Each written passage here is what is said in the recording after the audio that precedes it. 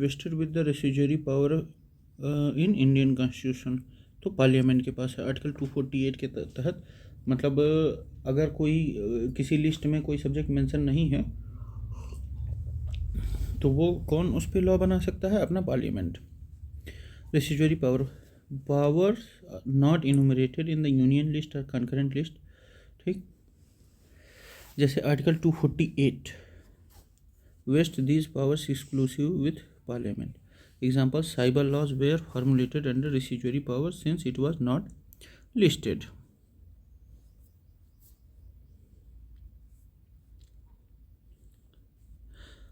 ठीक, unlike USA where residuary power lies with states, in India they lie with centre, showcasing quasi.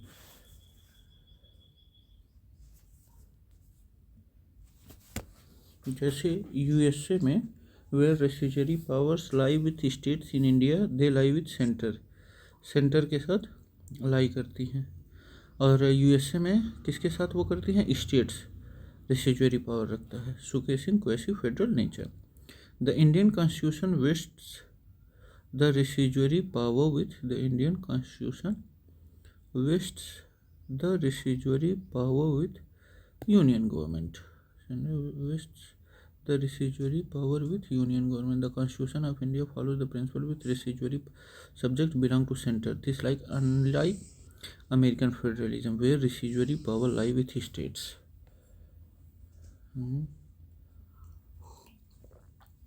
Article 248 के through the provision highlights the strong unitary bias within India's federal structure. Current relevance, new age issues like cryptocurrency regulation are handled by the center as they fall under residuary subject. Article 249 of the Indian Constitution deal with administrative power of parliament, legislative power of parliament with respect to subject in the state list. Article 249 empowers parliament to make laws on matter listed in state list if it is deemed necessary in the national interest. अगर national interest में है, अगर वो state list में भी है, तब भी पार्लियामेंट क्या कर सकती है? लॉ बना सकती है आर्टिकल 249 के अकॉर्डिंग।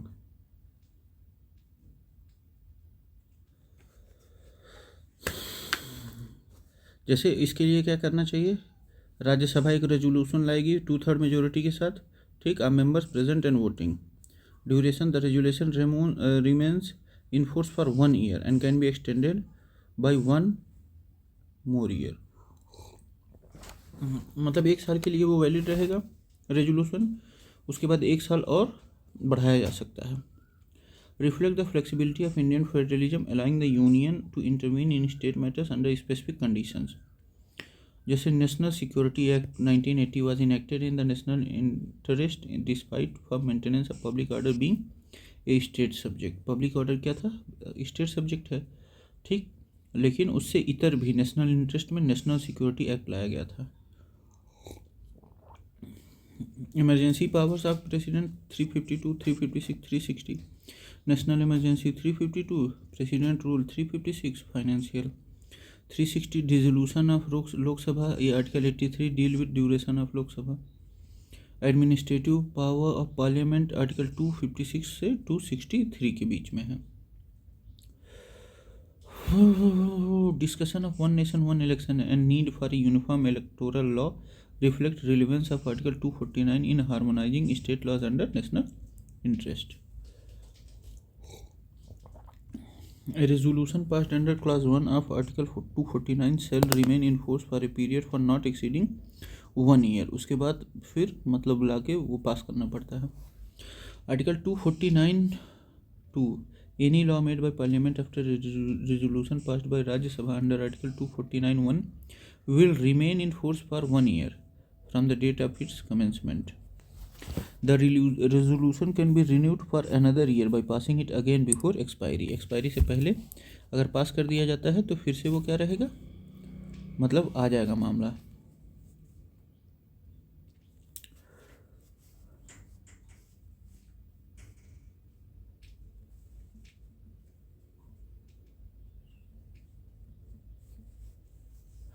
एक्सटेंशन हो सकता है, revocation can be done by passing A subsequent resolution.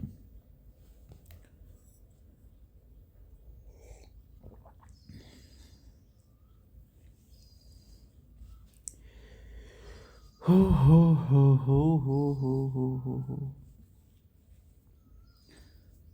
Significance. अच्छा, अगर उसको कैंसिल करना हो तो एक सब्सिक्वेंट रेजोल्यूशन लाके उसको कैंसिल भी किया जा सकता है।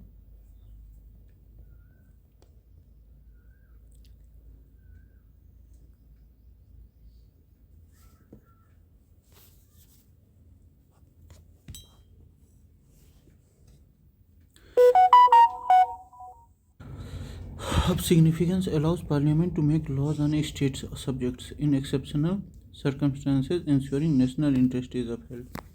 जैसे example, during crisis like terrorism और pandemic management, uniform laws may be needed across states. 3-month state legislature sessions, Article 174.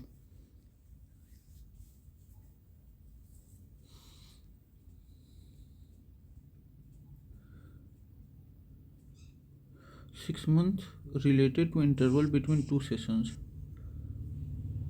state legislature, Article 174. A resolution passed by Rajya Sabha under Article 249 of the Constitution empowering Parliament to legislate on a state subject in national interest remains in force for a period not exceeding 1 year.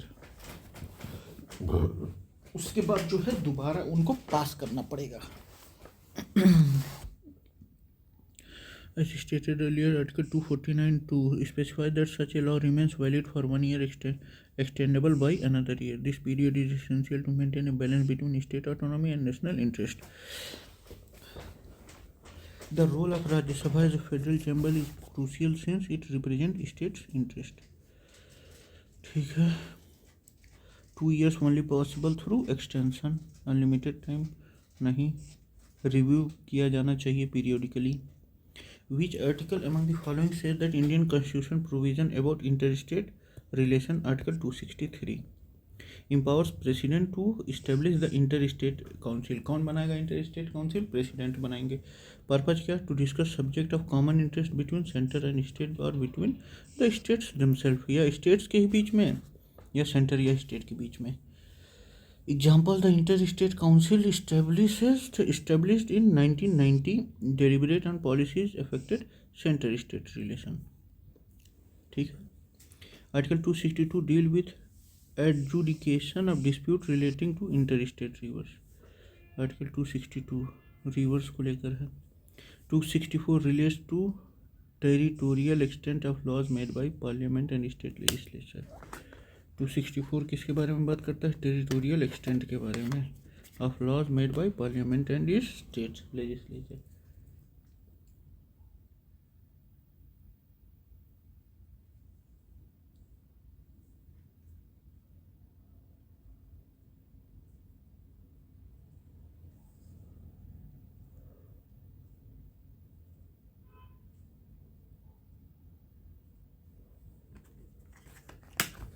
Article 265 states that no tax shall be levied and collected except the authority of law. The Interstate Council recently discussed GST compensation issues, fiscal federalism, highlighting the importance of maintaining interstate harmony.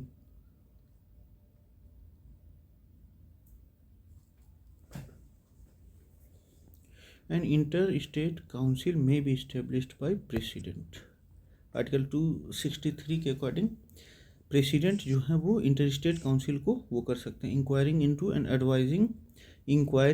Advising on interstate disputes, investigating and discussing subject of common interest between states और between the centre and states, making recommendation for better coordination and policy action. Interstate council was established in 1990 by a presidential order. President अपने order से वो किए थे. Parliament does not establish the interstate council, it is purely an executive function of president. की पूरा executive function है president का. देखिए, national development council established in 1952 by an executive order. It is not a constitutional body. National development council भी executive order के ही द्वारा वो हुआ था। Zonal council established under state reorganisation act 1956। ये स्टेट रीऑर्गेनाइजेशन एक्ट के थ्रू वो हुआ था 1956 में।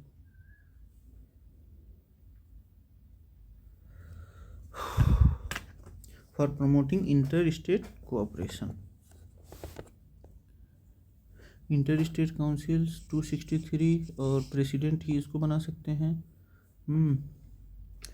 Council has been recently discussed for improving centre state relation amid debates over GST compensation and law and order issues.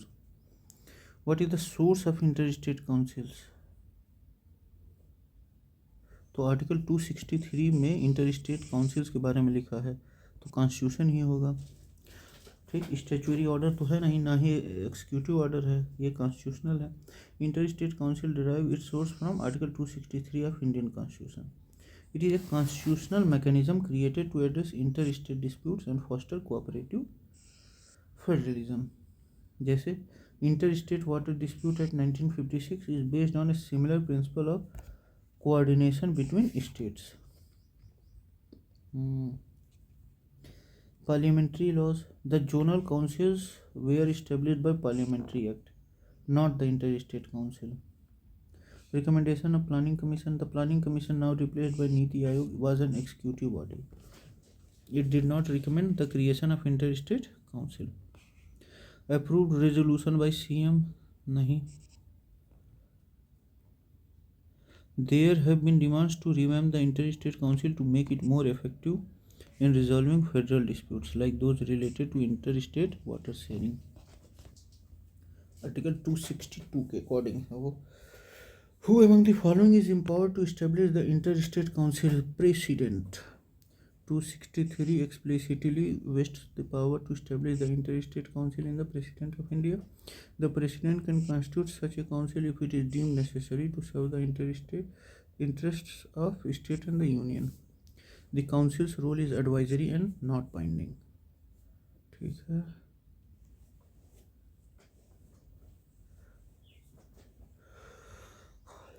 Council का role क्या है? Advisory है, बाइंडिंग नहीं है। The council can discuss policies जैसे dispute resolution and issues of common interest. It is chaired by, कौन chair करता है? Prime minister with chief ministers of states and administrators of union territories as members. Prime minister उसको head करते हैं chairman's और administrators of union territories के साथ, chief ministers of states और एडमिनिस्ट्रेटर्स ऑफ यूनियन टेरिटरीज के साथ। जैसे inter state council was set up in 28 May 1990। The parliament does not have a constitutional power to establish the council. Speaker of Lok Sabha has no constitutional role in this regard. Prime minister chairs the council but does not have the authority to establish it. ठीक है। The recent debate over centre state tax sharing under GST highlighted the need for a more active role of the inter state council. Which of the following is our extra constitutional and extra legal device for securing cooperation and coordination between the states of India? देखिए, national development council भी है, इसका तो अभी मतलब बहुत ज़्यादा काम नहीं वो है, और द गवर्नर्स कॉन्फ्रेंस।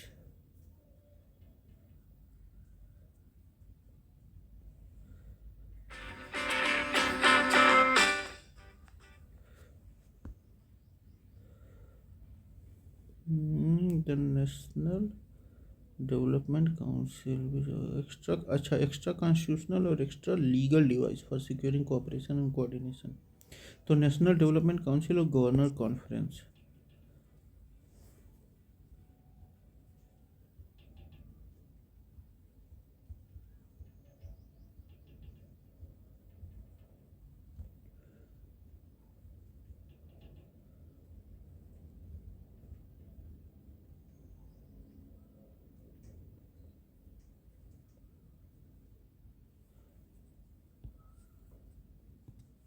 तो extra constitutional and extra legal devices, these are not mentioned in the constitution and are created through executive order or convention, या executive orders या convention से ही बनती हैं।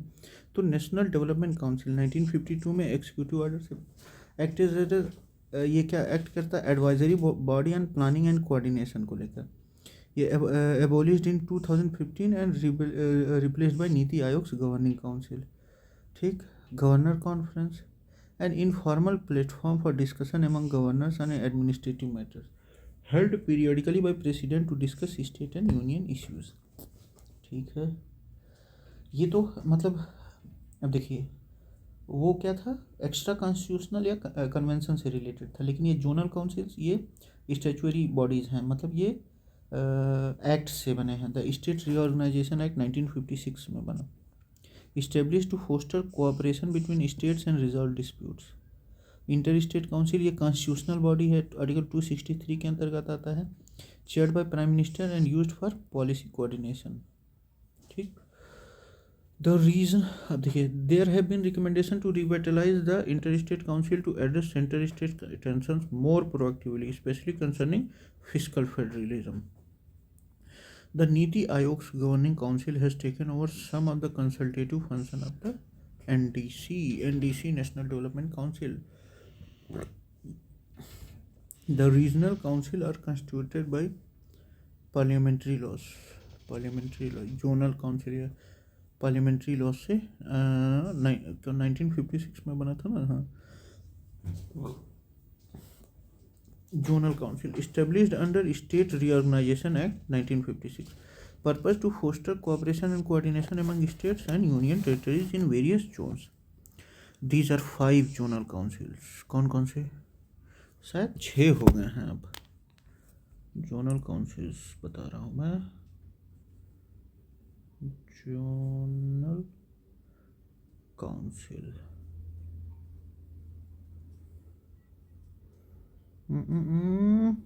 5 ही हैं। इसके चेयरमैन होम मिनिस्टर रहते हैं और वाइस और chief minister act as a vice chairman, rotation में चलता है। 5 जोनल काउंसिल हैं, northern zonal council, central, eastern, western, southern.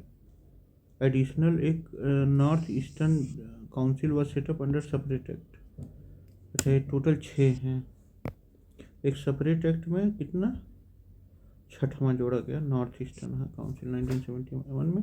Chairman रहते हैं union home minister, is the ex officio chairman of all zonal councils. Objective क्या रहता है, to promote inter state cooperation, resolve regional issues and foster a spirit of collaboration among states. ठीक है, constitution, zonal councils are not a constitutional provision, ये constitution में नहीं है, unlike the inter state council. Inter state council constitution में resolution of government. This is incorrect as zonal council are statutory bodies established by an act of parliament. ये act के through pass वो हुआ था।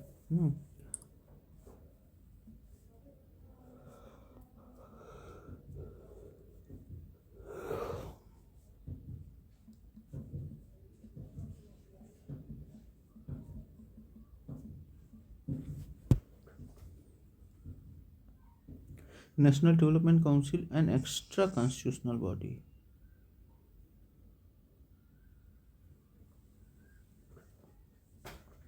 National extra executive order से हुआ था 1952 by an executive order primarily for planning and development coordination. Recent zonal council meetings discussed border dispute, drug trafficking and sharing of river water, reflecting the importance of this council in maintaining regional harmony. Who among the following chairs the zonal council? Zonal councils को कौन chair करता है, home minister of India. Vice chair, the home minister is the ex officio chairman of each 5 zonal councils. The vice chairman position is held by chief ministers of a state in the zone on a rotational basis, held regularly to discuss inter state issues, security and socio economic development. Prime minister जो हैं inter state council को वो करते हैं, chair करते हैं। Chief minister vice chairperson रहते हैं जोनल काउंसिल्स के। Northern Zonal Council recently discussed Delhi Punjab drug issue and water sharing conflict, highlighting Home Minister's pivotal role.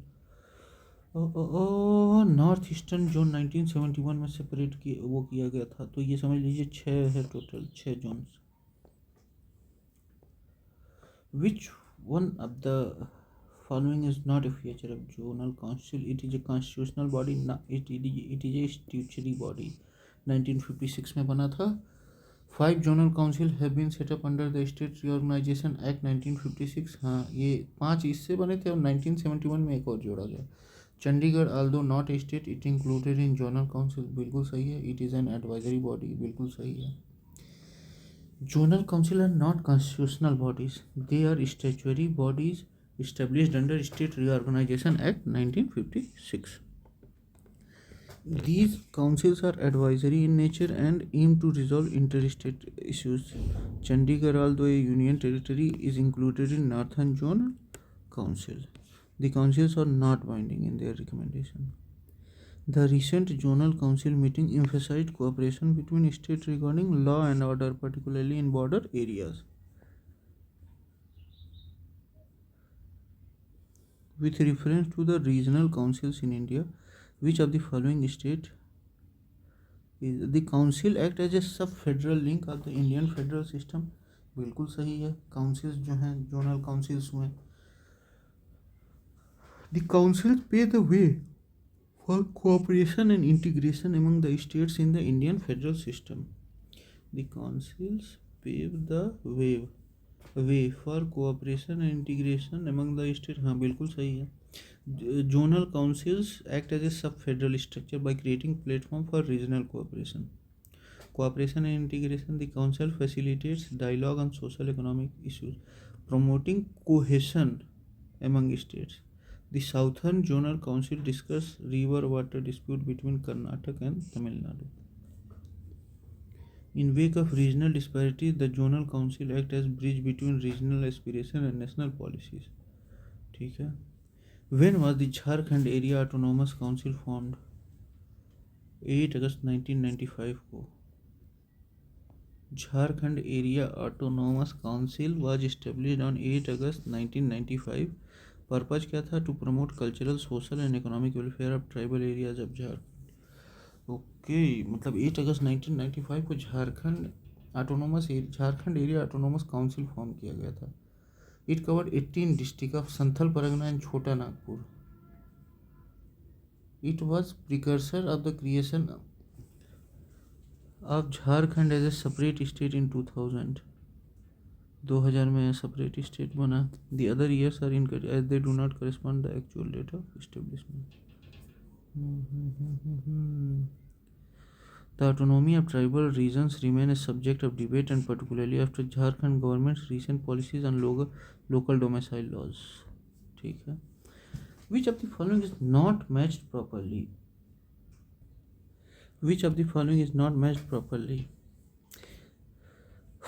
Union Parliament's power of education to interstate water dispute, Article 262 सही है. Interstate Water Dispute Act 1956 सही है. River board act 1970 गलत है. National water policy 1987 सही है. Union parliaments power of application of interstate water dispute article 262 सही है. 262 empowers Parliament to adjudicate dispute related to interstate water rivers. Interstate Water Dispute 1956 enacted under this provision. Interstate Water Dispute Act 1956 सही है. Empowers central government to constitute a tribunal to resolve interstate water dispute, जैसे Kaveri water dispute tribunal. River boards act 1956 में बना था river board. To establish river boards for regulation and development of interstate river basin. However, no river boards have been established under this act. Due to lack of implementation, river disputes continue to be managed through tribunals. National Water Policy 1987. First Water Policy of India focusing integrated water resource management, updated in 2002 and 2012 to include sustainable water management. ठीक है. The ongoing Kaveri water dispute between Karnataka and Tamil Nadu has again highlighted to ineffective Ineffectiveness of River Boards Act. The central government is considered revamping water dispute resolution mechanism. ठीक है. Sarkaria commission 1983 में बनी थी. Was set up to review union and state relation. 263. Sarkaria commission 1983 constituted to examine center state relation. Chairman R.S. Sarkaria थे. Member B. Sivaraman and A.S.R. Sen थे. Report submitted 1988. Focus on legislative, administrative and financial relation between centre and state. Suggested inter state council as permanent constitutional body. तो 1990 में एक राष्ट्रपति के आदेश पे एक inter state council बना, जिसमें की अध्यक्षता प्रधानमंत्री करते हैं और सारे चीफ मिनिस्टर्स और यूटीज के एडमिनिस्ट्रेटर मेंबर रहते हैं. The 15th Finance Commission recommendation of tax devolution reflect ongoing discussion of center-state fiscal relation similar to Sarkaria Commission's concerns. Who among the following was a member of Sarkaria Commission? B. Shivaraman or S.R. Sen? Sarkaria commission 1983 में बनी. Report अपना 88 में दिया. Chairman R.S. Sarkaria थे. Member B. Sivaraman और R.S. Sen थे. B. Sivaraman और R.S. Sen नहीं, R.S. सरकारिया, S.R. सेन और B. Sivaraman. B. Sivaraman. In which of the following year was the Sarkaria Commission, which was empowered to recommend changes in center-state relations, submitted its report तो 1988 में. ठीक, 1983 में form हुआ, रिपोर्ट सबमिट किया 1988 में. Context strengthening centre state cooperation with respect to federal principles. Major recommendation limited use of article 356 and permanent inter state council. The recommendation of Sarkaria Commission are related to center-state relations. Sarkaria Commission was specifically set up to address issues regarding distribution of power and function between center and state, suggested cooperative federalism through inter-state council and constitutional mechanism. Sarkaria Commission recommended that Article 356 should be sparingly used. हाँ, सही है. The political parties that come to form the government at the center misused Article 356. दोनों सही है. ठीक.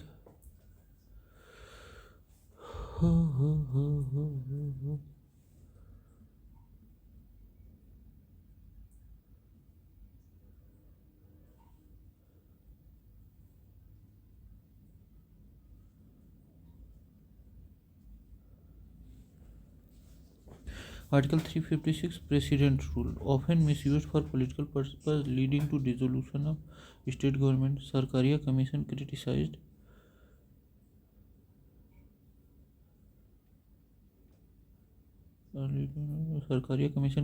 this misuse and recommended that Article 356 should be invoked only in rare and exceptional circumstances. The Bommai case 1994 re-emphasized this point by curbing misuse को लेकर.